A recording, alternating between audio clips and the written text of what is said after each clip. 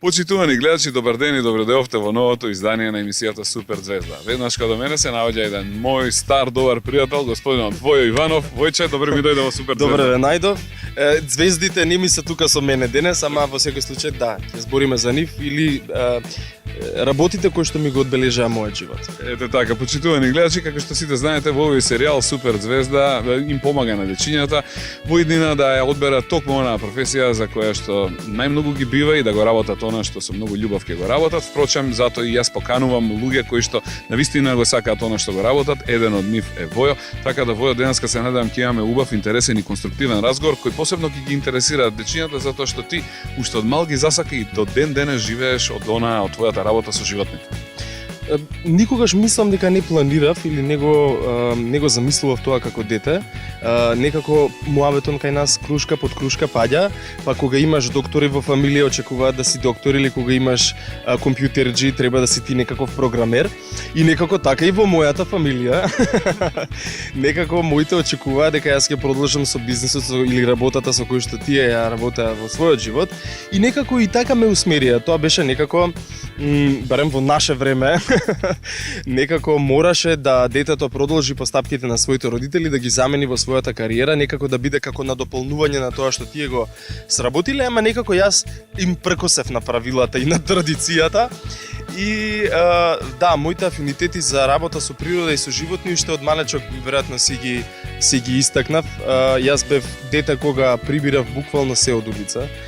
Низ мало ме знаеа како него оноа дете на папикнало во грмушки, некои кучиња ги нашло од негде кога ги домакнало, некои мачиња, некои ежиња, желки, почна да ме знаат више низ мало, као еве го Војки ги прибере, нели? Као ги најдовме, дајте му ги него. Понатаму веќе во тој тинеџерски период, дури често пати на шала знам да речам и да си го прифатам тоа како една ситуација. Знаевме на собири, слави и родендени, тетки да ми речат ти со тоа животните уште. Нели? Да ме кајде фазава кога ќе заврши. Пак се за книга и почнува нешто. Да, и некако тоа јас веројатно и го игнорирав.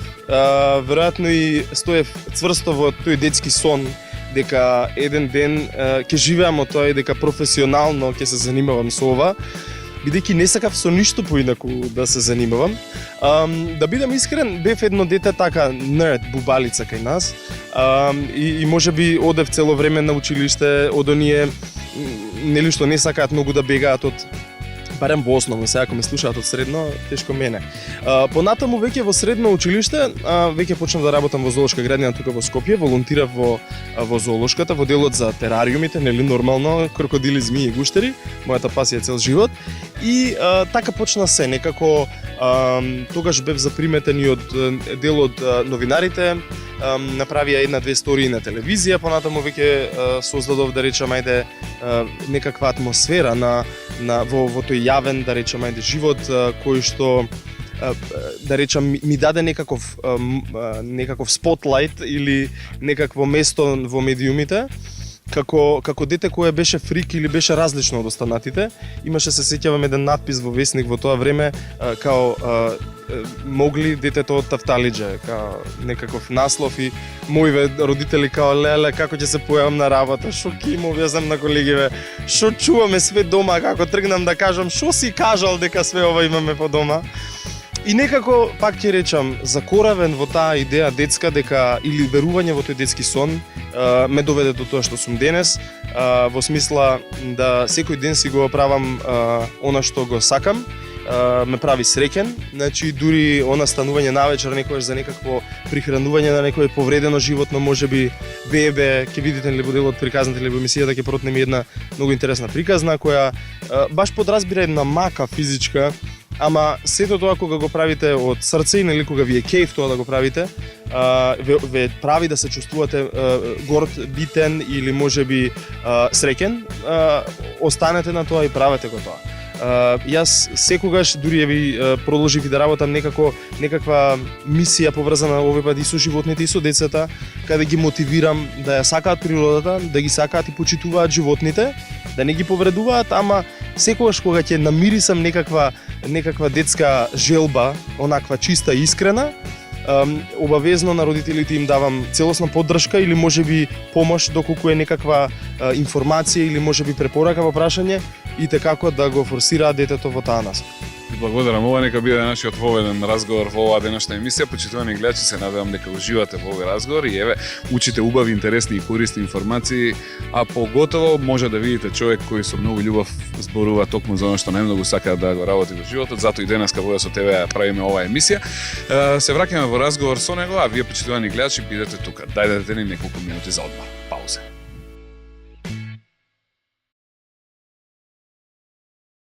Се враќаме во разговор, почитувани гледачи, со мојот драг, добар и стар пријател Војо. Војо, многу ми е мерак што имам можност да разговарам со тебе. Секој интервју кој имам можност да го правам со тебе, ми отвара нови хоризонти, учам нови и нови работи. Се надам дека и нашите гледачи ќе уживаат вака во оваа емисија и ќе можат исто така да научат интересни работи на полето на она што ти го работиш, природата и животните.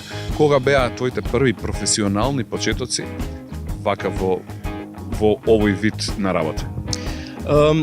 Јас, да речем, ајде за жал, некако од самиот старт, кога тргнавме веќе да се усмеруваме со училиштето, значи со самото средно училиште, некако ја фатив тотално друга страна, значи електротелекомуникации, нешто што тотално нема врска со мене, туку со повеќе со, да речем, ајде мојата фамилија, и ова нека биде кураж за сите оние деца кои што некако се осеќаат како малку притиснати од родителите, дека можеби да треба да исполнат нечии желби, некогаш да, некогаш е тоа така, некогаш тоа можеби да вроди со плод, ама никогаш не е доцна. Нели како во мојот случај, така да јас пак ќе речам паралелно си правев една кариера во која што за ментори ги земав луѓето кои работат во Природно-научниот музеј. Киснев тамо. Значи ја буквално мислам дека на некој од луѓето веќе им стануваше тешко кога ќе ме видат во оној музеј. Значи повторно ќе влезев, имаат една многу убава библиотека која е баш стручна и секогаш знаев да земам на позајмица неколку книги и као да ги вратиш и после веќе известно време почна мене да ме прашуваат: "Бе, кај е таа книга, бе, ти текнува за нели како библиотекарки нешто ги прашуваат во?" Викам тамо доле. Трети раф, второ лево. Да, како кинотека, нели порано во МТВ. Така да, од прилика некако така и пак ќе речам, кога некако навистина го сакаш тоа или го посакуваш детски искрено, тоа и така е изводливо или е можно. Јас немав опција во моето време во кое живеев да или се школував да одберам училиште кое што ќе беше устручено за ова. Значи, иако и ден денес не постои, освен да речем ајде ПМФ Природно-математичкиот факултет во Скопје, кој што пак до некаде нуди една биологија, нели, наставна или биохемиска насока, пак е некако приближно до она што јас го работам, ама многу често пат луѓето да знаат да речат: "Ама чекај, ти лечиш животни, така?" Не лечиш. А што правиш, нели? Ајде сега да откриеме што прави Воја. Да, таа конфузија можеби каде е вистината или која е мојата, дава една нова димензија, една димензија која за нас не е многу позната.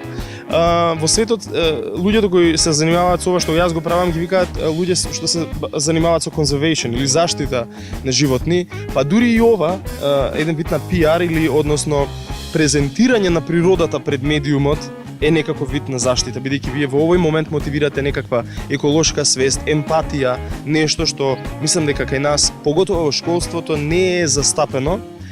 Не е застапено дефинитивно, но и како поднеби или како нација, мислам дека не го гајме или негуваме до толку да на децата им го надградиме. Туку некако мислам дека со тек на време тоа помалку или повеќе се стишува. Мислам дека и социјалните медиуми, социјалните мрежи во овој случај ја губат таа една емоција, станувам премногу виртуелна.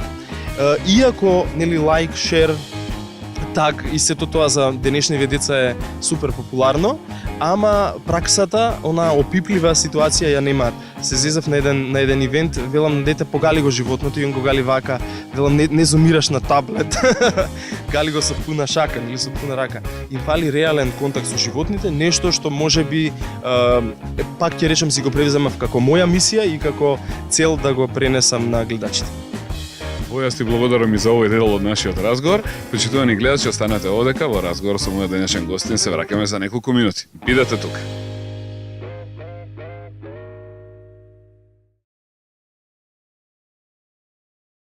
Се враќаме во програма Почитувани гледачи. Воја е тука, јас сум тука, спремни да разговараме на тема природа и животни Бојо, да се навратам на оние наши први дружби, некаде 2006-2007 година, кога прв пат јас и ти се сретнавме. Ајде да се вратиме малку во тие времења. Ти тогаш го држаше познатиот Зоо Вивариум, беше продавница за животни. Што те мотивира да направиш нешто такво тогаш? Продавницата се дојде некако исто спонтано. Јас не планирав или не очекував или можеби не си го замислував детството дека еден ден ќе си отворам своја продавница. Таа етапа траеше цели 11 години. Во поплава 2014 година го изгубив Зоо Вивариум и од тогаш па натаму некако повеќе сум фокусиран на еден друг агол или аспект на животните, но и како ми беше драга етапа од животот. Работата која претходно ја имав посветена на поготово екзотичните домашни миленици и на домашните миленици во глобала, Зоо Вивариум ми даде една реален контакт со публиката или со луѓето кои што се, да речем, мои почитувачи, па ми биле клиенти во тој момент. Станав нивниот пет-ситер или човек кој што се грижи додека милениците им требаат за годишен одмор, па некаде треба да го доверат кај него во сигурни раце. Тоа беше една од работите која и се уште понатаму ја правам. И пак ќе речам, реалниот контакт или осет за работа со публиката и како ми даде едно убаво искуство Зоо Вивариум. Со драго сеќавање ќе ми остане тој период од животот. Многу деца поминаа таму, многу деца пораснаа таму. Јас и денес имам, да речеме, луѓе кои што ќе ги сретнам низ град и ќе леле дете бев кога доаѓав кај тебе, 11 години, а веќе 2-3 како го немам истиот, така да пак ќе речем со едно драго срце се сеќавам на тој период. Иако пред да го отворам Зоо Вивариум беше работата во Македонска радио и телевизија во образовниот сектор. Правев емисии поврзани со екологијата и природата, секако и животните. 3 добри години поминав со тимот таму и ми се во едно многу драго сеќавање. Голем дел од работата ја купив како занает можеби и од токму тамо. Работава со техника и со се останато и можеби и една од причините зошто и понатаму продолжив да бидам фрикот кој што ќе презентира вакви животни. Предпоставувам дека една од заслугите ја има и токму таа куќа. Така, како продолжи твојата приказна после Зоо Вивариум? Што се случуваше со тебе? Таа несреќна приказна 2014 година ми го некако одзема Зоо Вивариум и некако ми требаше неколку месеци за да го сварам тоа и за да го да речам поминам, но животните се тука околу мене во цело време. Многу од луѓето знаат да речат па кај ти се сега? Сега ми се под дома, како и претходно. Многу од животните дења ги носев, навечер си ги носев дома. Некогаш имавме бебиња, не знам, од некој животинче па во торба во ранец на точак дома и пак истото. Таа работа не трпи стерилност, не трпи работно време, не знае за неработен ден или празник, државен каков да е. Тоа мораше да го правите и на 1 јануари, на 2 мај, додека сите прават скара, и на Божик, кога треба да сте со фамилијата, вие мора да сте со едниот дел од умот некако тамо. Но целата таа моја можеби посветеност во однос на нерсинг или причувување или баш грижа една родителска кон животните ме направи во тоа да веројатно сум добар во онаа услуга на pet sitting или причување, па буквално домот ми се претвори во градинка или игротека за миленици на Скопјани. Па ми е весело и по дома. Така да и понатаму се занимавам со тоа. Веќе работам и со неколку организации на една малце похумана страна овие 2 години. Работам повеќе со луѓе за 2 различни организации, но ајде да го оставиме тоа за една друга етапа. Некако таа емпатија, пак ќе речам, со природата, животните и некако ми се надоврза. Децата, сега и со старите лица, така да се трудам да бидам етичен и добар и кон луѓето. Те има често и на родендени. Еднаш во една прилика имав можност и специјална чест да дојдеш кај мене дома, да ми ги израдуваш дечината, например кога сакаат да се дружат со некој од твоите животинки, дојде кај мене, го правиш ли тоа и ден денес? И тоа излезе случајно. Моите пријатели почнаа да ме викаат по дома, као дојди моево, сака да му раскажеш, да му кажеш, ама ќе дојдат и децава бидејќи мој роден ден, дај да му направиме изненадување. И тоа некако така се надоврза, една па друга приказна, еден па друг роден ден и некако преиде во тоа да јас понатаму тоа ајде да речем и комерцијално го правам или живеам, заработувам за сметки од тоа. И во меѓувреме, да речеме, тоа исто да го правам и за школи, и за училишта и бесплатно секогаш кога ќе осетам добра волја или интерес од дури и од системот на образование. Иако пак ќе речам, не ни е во стандардниот систем на образование, секогаш сум тука за ентузијастички настроени наставници, наставнички учителки и слично, така да им стојам на располагање. Ова мајца која што носиш денеска со носорогот не е само овдека да ни ја разубави амбиентот и атмосферата, има една специфична символика. Може ли да кажеме нешто повеќе во врска ти имаше неодамна едно залагање на тема носорозите и нивниот опстанок. Патуваше дури и во Африка, патуваше подоцна и во Холандија, доколку не се лажам. Може ли нешто повеќе вака во 2-3 минути да кажеме за нашите гледачи твојата љубов кон животните, каде се те однесе? Да, минатата година ја поминав неколку недели на преживување во Африка, во Јужна Африка, близу Мозамбик, односно на самата граница со Мозамбик, во едно преубаво место кое е нели за народот познато како Кругер или националниот парк Кругер. Јас бев баш во прифатилиште токму за повредени носорози, каде нели се третираат или се затворени животни кои се повредени од ловократци, токму заради нивниот рок еден во моментов да речам светски проблем или многу глобален проблем на луѓето што како мене се занимаваат со заштита на животни и многу сум горд на тоа што успеав да бидам еден од првите на Балканот кој што е вклучен во една, да речем, светска заштита на животни. Многу често пак и сега се наметнува прашањето на луѓе кога ќе ме сретнете, што направивте вие со носорозиве сега, се спаси или што видна?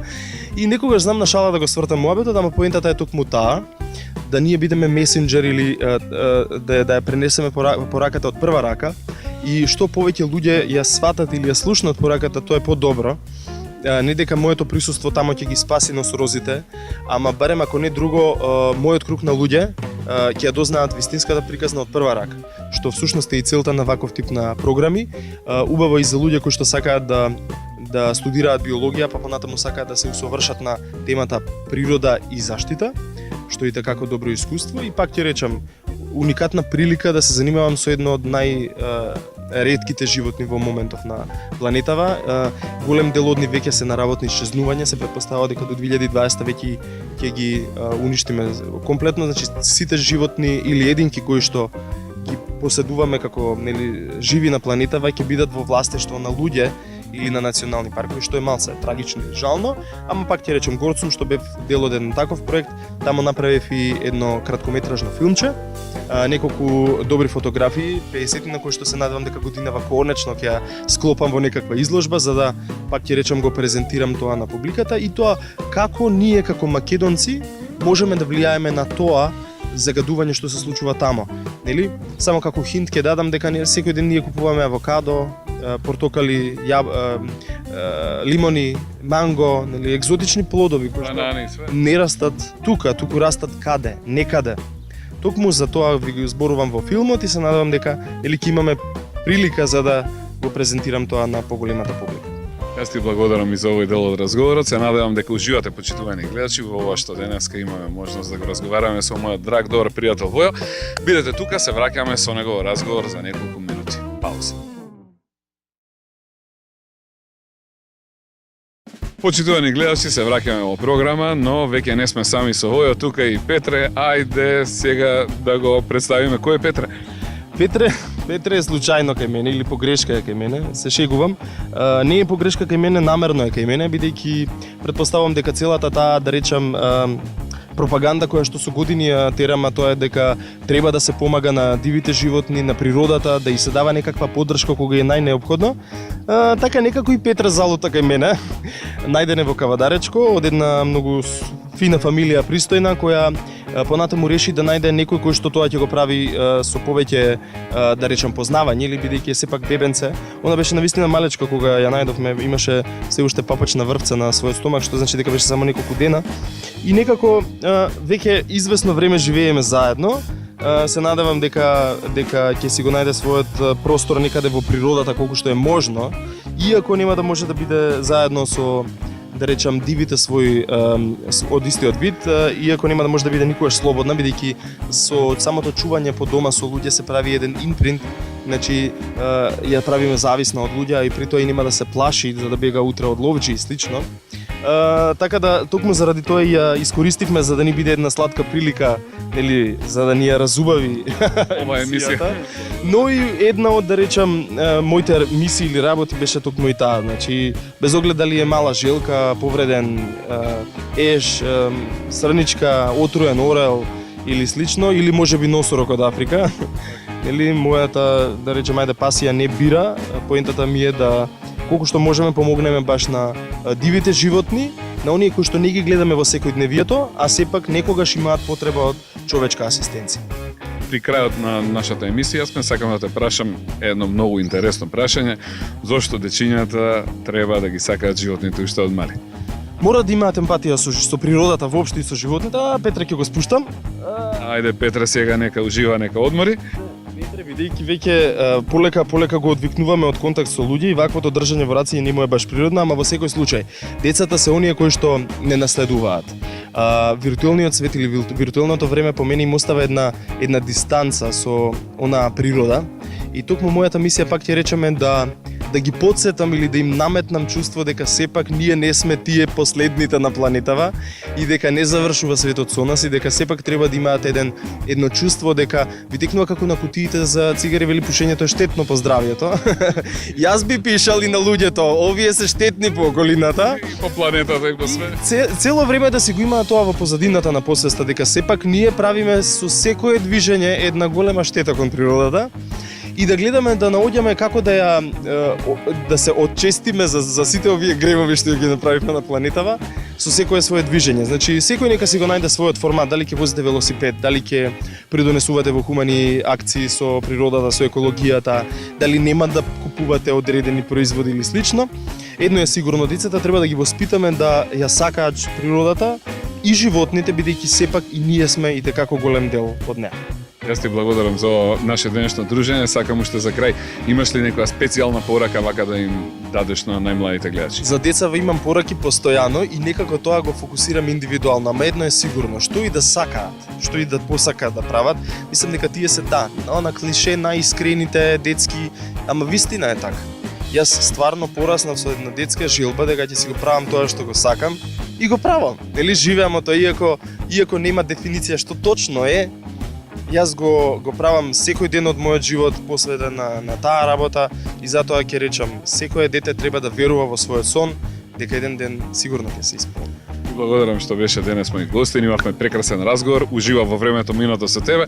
А сега дојде моментот да ја одјавиме оваа наша денешна емисија. Почитувани гледачи, чао, пријатно и до гледање. Тоа е се за денес. Се гледаме во следната емисија на Супер Звезда за 7 дена.